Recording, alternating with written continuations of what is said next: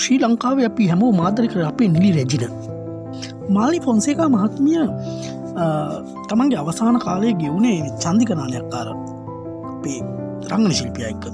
ඒ වෙලාවේ එතුමිය අවසාන මොහොතේ මේ රෝහලේ ඉන්න වෙලාවේ චන්දිකනානයක් කාර අපේ රංගවේදියට කතා කරලගුළු චන්දික මෙහෙන්න මට තියෙන ඔයාට දෙයක් කියන්න.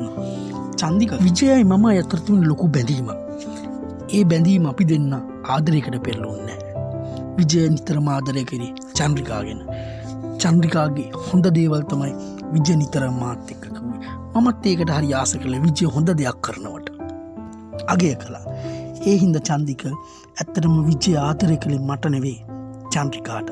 ඒ චන්ද්‍රිකාගේ හොඳ ගතිගුණ වලට තමයි විජය ආදරය කරේ. ඒකයි ඔයා ඒක මම නැති වුන් දවසක මුළු ලෝකයටම කියන්න චන්දික.